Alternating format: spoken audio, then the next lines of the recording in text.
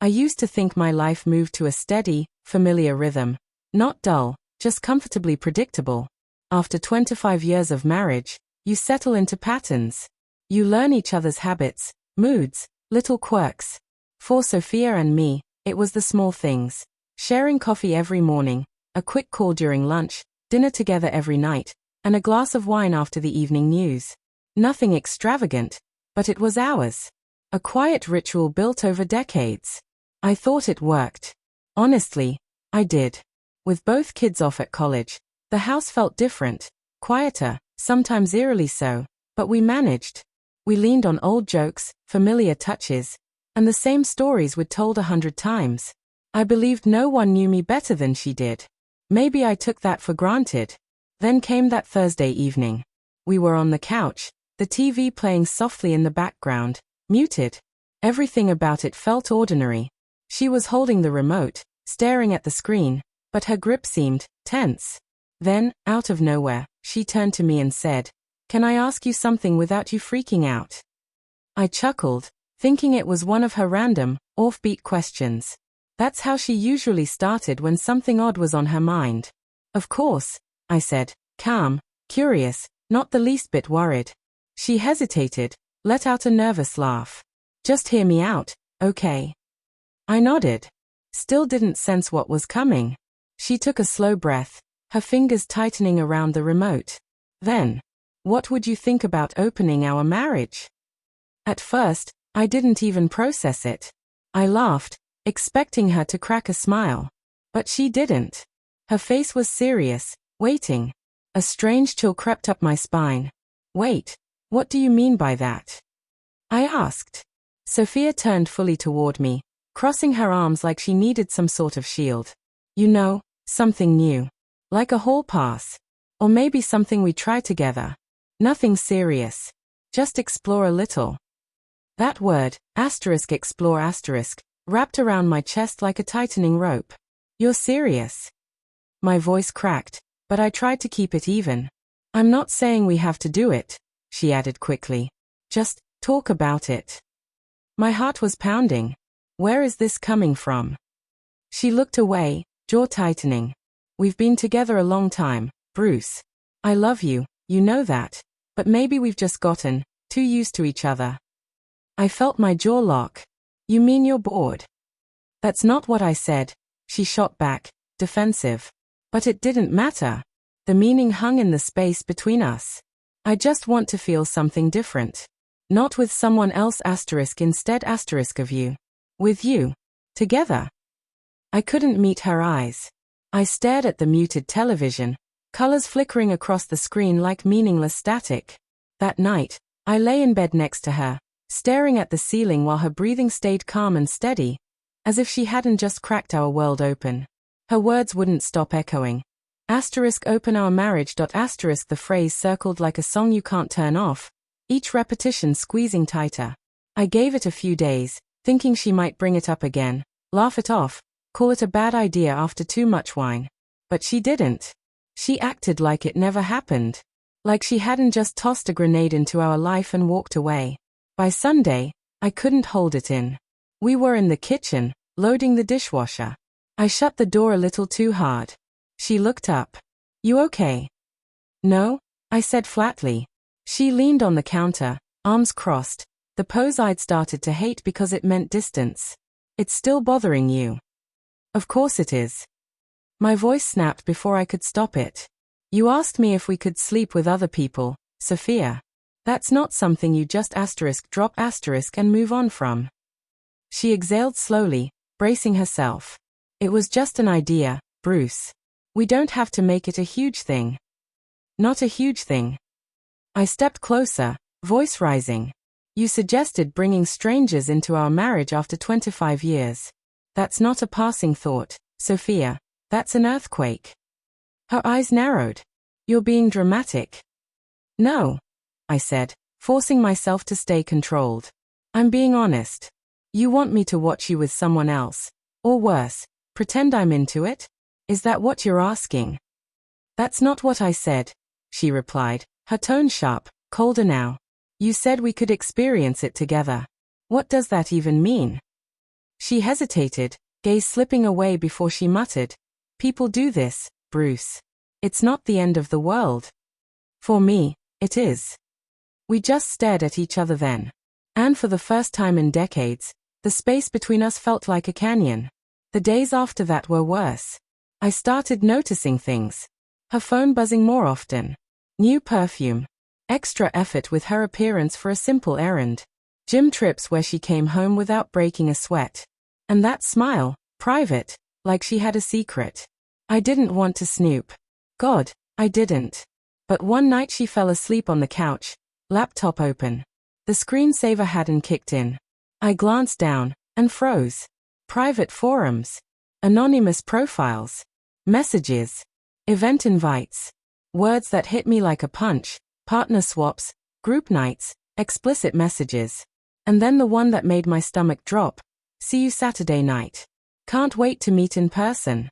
That Saturday, she came downstairs in a red dress I hadn't seen in years. Hair perfect. Makeup flawless. She was glowing.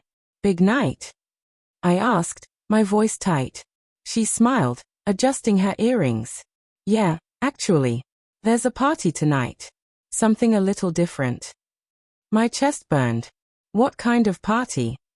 She met my eyes without blinking. A swingers party. My world split apart in that moment. Somehow, I managed to whisper, "If you walk out that door tonight, we're done. No coming back." She paused for a moment, studying my face, then walked past me without saying a word. At 1:42 a.m., I heard the garage door groan open, the familiar sound of her keys clinking into the bowl. She was back. I didn't ask where she'd been. I didn't want to know. The silence returned, heavier than before, like something permanent. The fridge opened and closed, a bottle clinked softly on the counter. Then stillness again.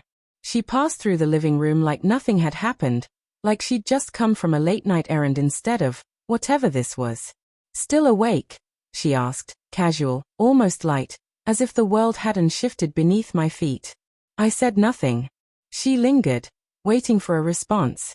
When none came, she exhaled sharply, irritated, as though I were the unreasonable one. Then she walked down the hallway to our bedroom, leaving me alone with the quiet that felt like a scream.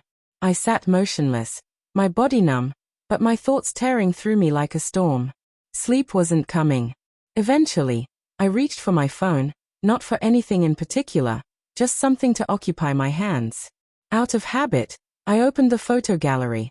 There they were, pictures of us, the kids when they were small, birthdays, beach trips, that dinner in Rome, snapshots of a life that felt whole once.